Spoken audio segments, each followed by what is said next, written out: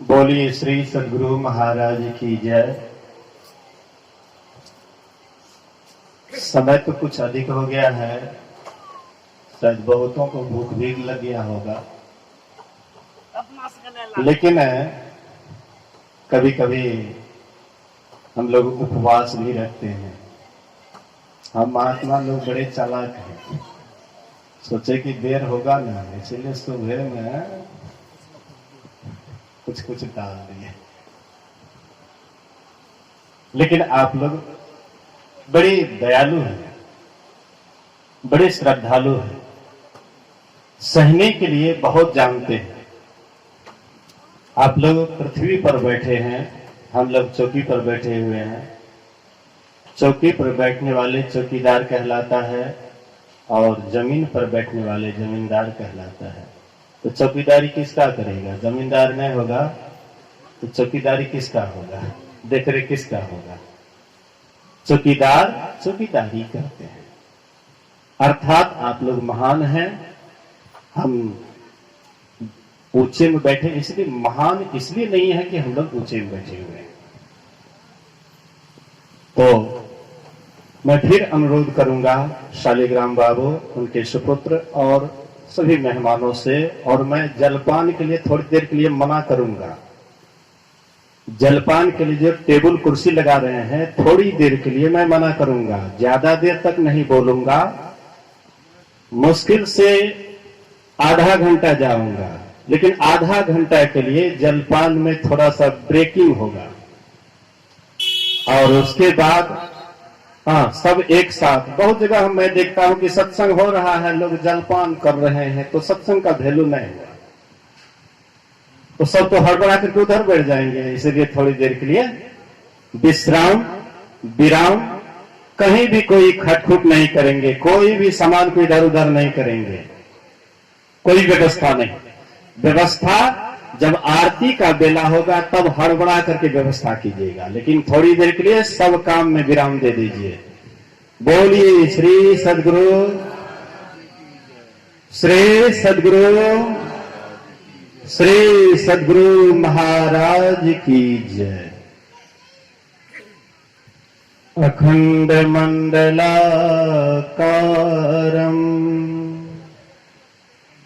व्याप्तं येन चराचरं तत्पदं दर्शितं येन तस्मै श्री गुरुवे नमः। धन्य धन्य सतगुरु सुखदा महिमा कहे ना जाए। जो कछु कहो तुम्हारी कृपा,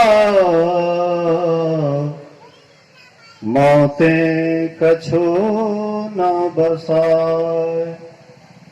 सर्वत्र सर्वदा वर्तमान सद्गुरु महाराज जी के पावन चरणों में कोटि कोटि नमन। उपस्थित गुरुजन, धर्म प्रेमी सत्संगी बंधुओं, पूजनिया माताओं तथा भक्तिमती बहनों, त्रिदिवसीय संतमत सत्संग का आज तीसरा दिन, प्रथम पाली सत्संग का अंतिम बैठक भी अंतिम कगार पर है, अंत की ओर जा रहे हैं। तो इस शुभ अवसर पर आप लोग आए हुए हैं। मैं एक थोड़ा सा छोटा उदाहरण दूंगा। हमारे अध्यक्ष महोदय, बगल में श्रद्धेय रघुनाथ बाबू बैठे हुए हैं, इस साइड में दो सन्यासी बैठे हुए हैं।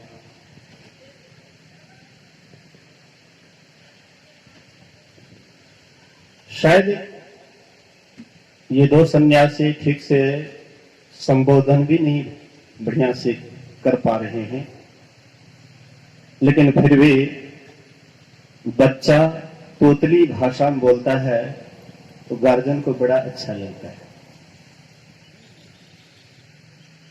सन्यासी एक बच्चे के समान होता है और शिशु बाबा बड़े ज्ञानी महात्मा थे। वे श्वेत में रहते थे। गेरुआ वस्त्र गुरु महाराज अपने हाथ से दिए थे उनको, लेकिन गेरुआ वस्त्र खोल करके श्वेते में सब दिन अपना जीवन बिताया है। अब कोई उनसे छोटा से छोटा महात्मा अगर सन्यासी हो जाता, कहते तुम ऊपर में बैठ, हम नीचा में बैठे छी। नहीं हजूर, यहाँ ऊपर में बैठे, हम अहाँ नीचा में बैठे, हम ऊपर में। नहीं तू सन्यास में नहीं छी, हम देखे छी सभा में छी, हम रहते बैठे, हमारा आदेश हो बैठ। जो नहीं मानते थे तो सुसुबा कहते हमारा आदेश हो बैठ, पर बैठे ले पड़तो, तब किसी तरह से मतलब बैठते थे। इसलिए थोड़ा संन्यास जब हो जाता है तो हम आपका कर्तव्य हो जाता है थोड़ा सम्मान दें। तो आइए, मैं उधर ज्यादा समय नहीं बिताना चाहूंगा।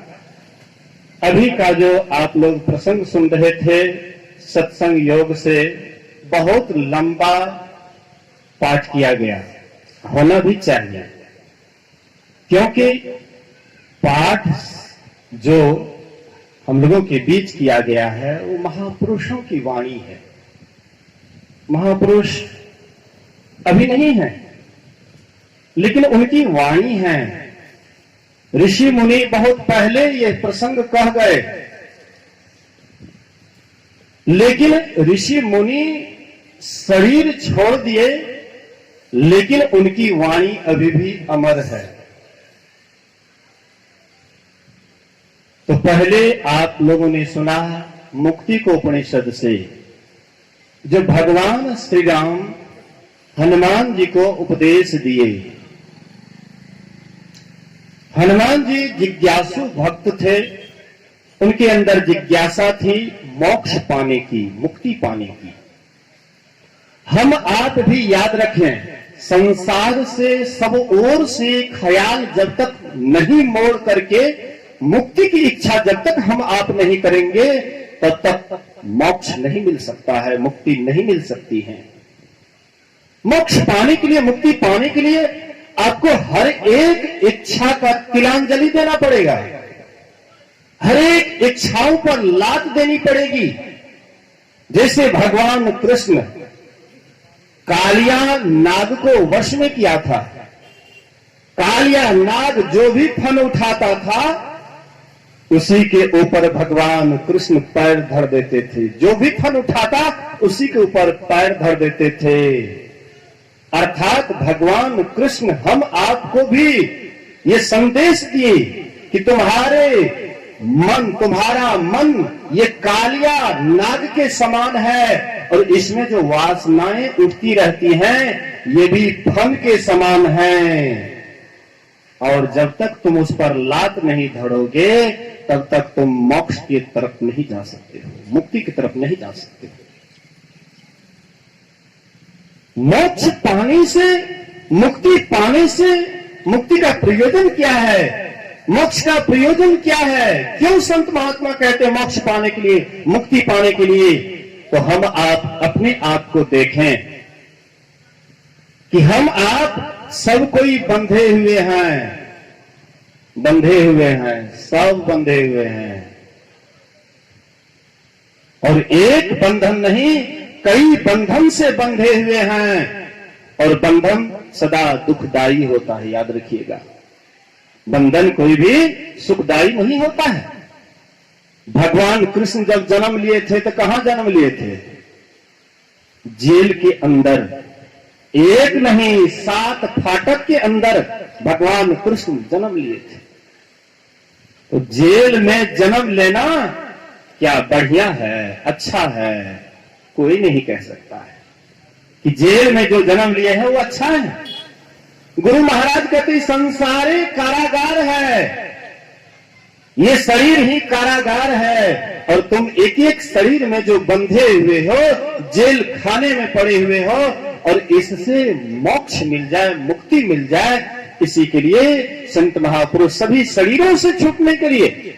हम लोग तो देखते हैं एक शरीर को, स्थूल शरीर को, इस आंख से स्थूल शरीर दिखाई पड़ता है। महापुरुषों ने जो साधना की, ध्यान किए, और ध्यान के द्वारा उन्होंने एक एक शरीर की पहचान की, एक एक शरीर का पहचान किए। संतों ने कहा, गुरु महाराज कहते हैं स्थूल सूक्ष्म कारण महाकारण कैवल्यहु के पार, पार गमन ही सार भक्ति है, लो यही हिय में धार, ये हृदय में धारण कर लो। पार गमन ही सार भक्ति है। जब तक तुम 5 शरीर के अंदर रहोगे तब तक तुम बंधन में रहोगे, और बंधन सदा दुखदाई होता है। आपके यहां बैल बंधा हुआ है, क्या बैल खुश है, प्रसन्न है, आनंद में है? कोई नहीं कह सकता है। मतलब जो भी है, जहां भी है, सब कोई बंधे हुए हैं, और इससे छुट्टी हो जाना, इससे छूट जाना, इसी को मोक्ष कहते हैं, इसी को मुक्ति कहते हैं। और भगवान श्री राम हनुमान जी को जिज्ञासु भक्त हैं। हनुमान जी को कुछ नहीं चाहिए, न धन चाहिए, न दौलत चाहिए, न सुंदरी पत्नी चाहिए, न संसार के ऐश्वर्य चाहिए, न मकान चाहिए, कुछ भी नहीं हनुमान को चाहिए। हनुमान को क्या चाहिए? मोक्ष, मुक्ति। हम आपको भी हनुमान बनना पड़ेगा। बोलिए श्री सद्गुरु महाराज की। हम आपको भी हनुमान बनना पड़ेगा। हम आप भी हनुमान है ही, हम आप में कोई कमी नहीं है। जो जो हनुमान जी में थे वह सब हम में भी हैं। हनुमान जी भी जैसे अपने बल को भूल गए थे, वैसे हम आप भी अपने बल को भूल गए हैं। हनुमान जी जैसे राम का काम करने के लिए आए थे, हम आप भी परमात्मा का काम करने के लिए आए हैं। लेकिन हनुमान जी को याद दिलाए कौन? जामवंत। ऐसे ही हम आपको भी याद दिलाते हैं। संत महापुरुष समय समय पर आते हैं और हम आपको भी याद दिलाते हैं, अरे तुम भी राम का काम करने के लिए आए हो और तू चुप साध करके बैठा है। सही में जब हम आपके अंदर में भी वह बल जागृत हो जाता है, तब हम आप संसार से विमुख होकर के, संसार से उलट करके ध्यान में इतना लवलीन हो जाते हैं कि शरीर का भी ठिकाना नहीं होता है। तब हम आप भी हनुमान जैसे जग जाते हैं। हनुमान जी जग गए, अपने शक्ति को पहचान लिए। 100 योजन, एक योजन 4 कोस का, 400 कोस किलोमीटर से 1200 किलोमीटर का जो समुद्र था, हनुमान जी जब शक्ति को जान गए तो सीधे उसको एकदम लांघन दिए। वैसे हम आप भी अपने शक्ति को जान जाएंगे। भवसागर में जो अभी हम आप डूब रहे हैं, हम आप भी ये भवसागर को लांघ जाएंगे। सरलता से ये भवसागर तर जाएंगे। लेकिन संत महात्मा कहते इसके लिए हम आपको भी हर एक वासनाओं से, हर एक इच्छाओं से मन को अलग करके एक ही इच्छा रहे कि हमें मुक्ति मिल जाए, हमें मोक्ष हो जाए। एक ही इच्छा हो और कोई इच्छा ना हो। अगर ऐसा इस तरह का अगर आप अपने मन को बना लीजिएगा और यह काम करना प्रारंभ कर दीजिएगा, अवश्य हम आपकी मुक्ति हो जाएगी। संसार में फिर भटकना नहीं पड़ेगा, संसार में फिर जन्म मरण के चक्र में रहना नहीं पड़ेगा। इसलिए महापुरुषों ने कहा, दूसरे उपदेश सुन रहे थे भगवान शंकर और ब्रह्मा जी की। भगवान शंकर के पास ब्रह्मा जी गए हैं और कह रहे हैं कि कहिए, यह जीव जो आवागमन में पड़ा है, दुख में पड़ा है, कैसे इनको छुट्टी मिले? भगवान शंकर कहते दोनों काम करना पड़ेगा, सत्संग भी करना पड़ेगा और ध्यान भी करना पड़ेगा। हम आपको भी गुरु महाराज जी यही उपदेश कर गए हैं कि सत्संग रोज रोज करो, ध्यान रोज रोज करो और 5 पाप से सदा अपने को बचाते रहो। गुरु महाराज जी का उपदेश, आदेश। भगवान शंकर जो बोले वही बात गुरु महाराज जी बोले। तीसरे भाग से दादू दयाल, दूसरे भाग से ही दादू दयाल जी महाराज की बात सुन रहे थे और कबीर साहब की भी बात को सुने। साधो भाई जीवत ही करो आशा, जीवत समझे, जीवत बुझे, जीवत मुक्ति निवासा, जियत कर्म की फांस न काटे, मुए मुक्त की आशा। इस कार्ड पर लिखा हुआ है ब्रह्मलीन, माताजी ब्रह्मलीन हो गई। अब वो तो माताजी जाने की किस दशा में, अपने आप का ज्ञान कोई अपने आप नहीं कर सकते हैं। माताजी की क्या स्थिति थी, मरते समय, शरीर छोड़ते समय उनकी क्या गति होगी, वही अंतिम इच्छा जो उनके अंदर में होगी, अंतिम केंद्र जहां पर उसका ख्याल होगा, केंद्र जहां पर उसका बना होगा, वही केंद्र के अनुसार उनको पुनः शरीर मिलेगा। हाँ, अगर आप साधना करके सभी शरीर को पार कर गए तब तो आप विदेह मुक्त हो गए, आप जीवन मुक्त हो गए, फिर संसार में आपको आने की कोई आवश्यकता नहीं है। लेकिन आप शरीर छोड़ते समय में आपका मन किस जगह पर केंद्रित होता है, कहां आपका ख्याल केंद्रित होता है, अभी से आप अपनी परीक्षा मरने के समय का अभी से आप कर लीजिए। 24 घंटा होता है ना, 24 घंटा में आपका मन कहां पर ज्यादा फंस करके रहता है, टिक करके रहता है, कहां का ज्यादा आप ख्याल करते हैं, किधर का आप मने मन याद करते रहते हैं, बस शरीर छोड़ते समय में वही केंद्र पर आपका मन जाएगा। इसलिए संत महात्मा कहते जीते जी खूब हिस्सक लगाओ, इतना हिस्सक लगा लो, सुमरन ध्यान का इतना हिस्सक लगा लो कि शरीर छोड़ते समय में कोई ख्याल नहीं आवे, अब केवल यही ख्याल आवे। एक सत्संगी शरीर छोड़ रहे थे, गुरु महाराज जी को निमंत्रण मिला, गुरु महाराज जी को खबर हुआ हुजूर फलाने सत्संगी शरीर छोड़ रहे हैं, इसलिए हुजूर आते। गुरु महाराज जी गए, सत्संगी को कहते हैं, सत्संगी को कहते हैं सहज रूप सुमरन करे, सहज रूप का सुमरन करो। सुमरन सुरत लगाई के मुक्ते कछु न बोल, बाहर का पट देई कर अंतर का पट खोल। गुरु महाराज जी कहते हैं कि सुमरन से ख्याल को इधर उधर मत हटने दो, एकदम सुमरन करो, ध्यान करो। कोई समाज में शरीर छोड़ता है, लोग समाज के लोग आते हैं भेंट करने के लिए, कहते हमरा पहचाने हमें के छिए, नहीं करना चाहिए। ये समाज का ढांचा को बदलिए। अगर आप में थोड़ी सी भी विवेक है, थोड़ा सा भी आपके पास में ज्ञान है, तो जरूर उनको याद दिलाइए कि सुमरन ध्यान कीजिए, गुरु महाराज का स्मरण कीजिए, इतना जरूर आप कहिए। और कभी भी ये मत कहिए कि हमको पहचानते हैं, आपको पहचानने से उनकी अधोगति हो जाएगी। आपके शरीर को पहचानने से उनकी अधोगति होगी। इसलिए कुछ नहीं जानते हैं तो कह दीजिए भगवान का स्मरण करो, ध्यान करो। लेकिन ऐसा हम लोग नहीं करते हैं, समाज का एक दूसरा ही ढांचा है। लेकिन संत महात्मा वहां गए, गुरु महाराज गए तो कहते सुमरन करो, ध्यान करो, इधर उधर ख्याल को मत जाने दो। अंतिम सैया पर लेटे हुए थे पूज्य मोती बाबा मचहा के।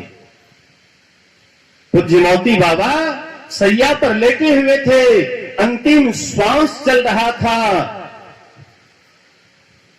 त्रिवेणीगंज से कोई एसपी या डीएसपी होगा, बड़े पद वाले, वे गए बाबा के पास, कहते हजूर हमको पहचानते हैं, हजूर हमको पहचानते हैं। एक बार बोले, दो बार बोले, तीन बार बोले, बाबा कहते तुमको पहचान करके क्या करेंगे, तुमको पहचान करके क्या करेंगे, तुमको पहचान करके क्या करेंगे। पहचानेंगे उसको जिसको पहचान करके फिर कभी भी अपहचान नहीं होता। एक बार अगर उसको पहचान लेंगे तो फिर दोबारा हैराने वाले नहीं है। और तुम तो हैराने वाले, तुमको पहचान करके क्या करेंगे। संत महात्मा का एक अलग ही विचार होता है।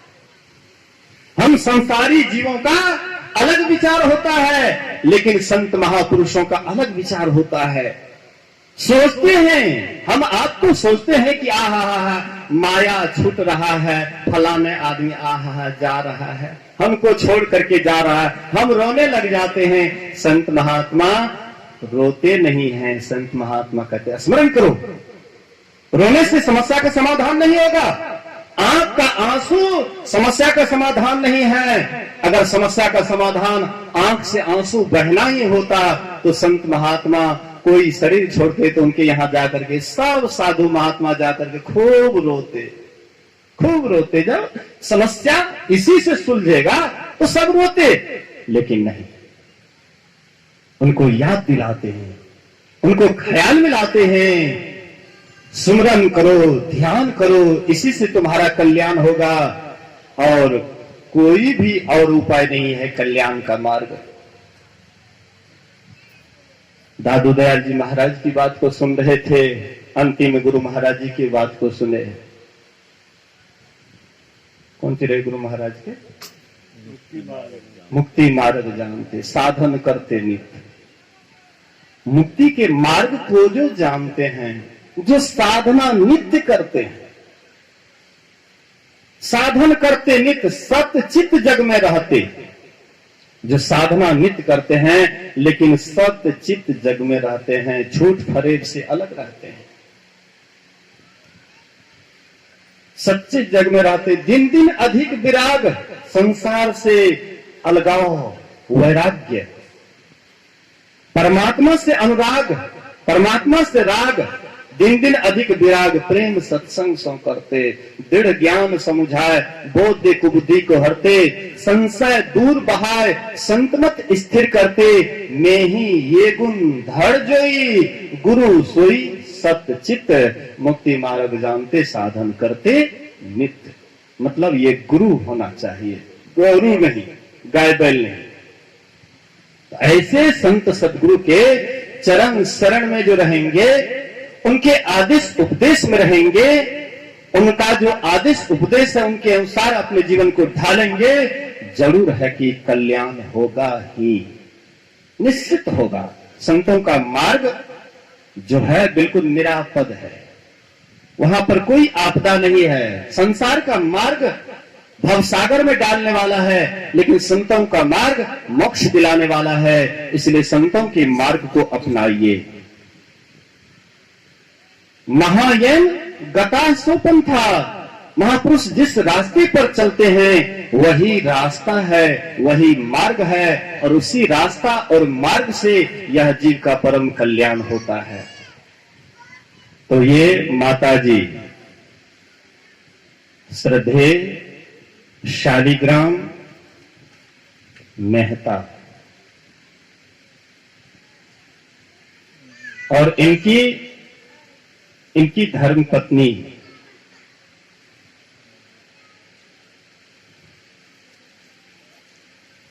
श्रीमती राजो देवी, यह असार संसार को छोड़ करके चली गई। तो मैंने तो पहले ही कह दिया कि शरीर छोड़ने के समय में जहां पर मन आपका केंद्रित होगा उसी के अनुसार शरीर मिलेगा। लेकिन हम आप आए हैं सब स्वजन मिल करके यहाँ आए हैं, केवल खाने के लिए नहीं। यहाँ आए हैं कि थोड़ा हमको भी पूंजी हो जाए और कुछ उन्हें भी लाभ हो जाए, कुछ हमें भी लाभ हो, कुछ उन्हें भी लाभ हो। जिनके नाम पर सत्संग करने आए हैं, कुछ उन्हें भी लाभ हो और कुछ हमें भी लाभ हो। तो जो यहाँ पर केवल भोज खा करके चले जाएंगे तो उसके माथे पर और कर्जा हो जाएगा। लेकिन जो यहाँ पर भोज भी खाएंगे, साथ साथ सत्संग ध्यान भी किए होंगे, करेंगे, तो उसको भी लाभ होगा। और जिनके नाम पर आप हम आए हैं उनको भी लाभ होगा। तो जो माताजी शरीर छोड़ करके चली गई है, उसके शुभ कामना के लिए गुरु महाराज से प्रार्थना करता हूं कि वे जहां भी हों वे सुख शांति में रहें और फिर उनको कोई भी शरीर मिले तो मनुष्य का शरीर मिले, ताकि आपका भजन करके आपके पास चले जाए। इसी शुभवाणी के साथ आइए हम सब उनके नाम पर कुछ मिनट तक ध्यान करेंगे। गुरु महाराज से प्रार्थना करेंगे कि वह श्रीमती राजो देवी जहां भी हों वे सुख शांति में रहें और पुनः उसको मनुष्य का ही शरीर मिले। गुरु महाराज से हम लोग प्रार्थना कर सकते हैं। हम आप में वह ताकत नहीं है, बल नहीं है कि कोई कहीं पर चला गया तो वहां से पकड़ करके जबरदस्ती कोई शरीर दिला देंगे। लेकिन परमात्मा सर्व समर्थवान है और परमात्मा का ही दूसरा रूप गुरु है, दोनों में कोई अंतर नहीं है। इसलिए गुरुदेव से सब कोई मिल करके एकजुट होकर के सब कोई प्रार्थना करें। कुछ मिनटों के लिए मौन हो जाएं, गुरु महाराज का स्मरण करें। बोलिए श्री सद्गुरु महाराज की जय।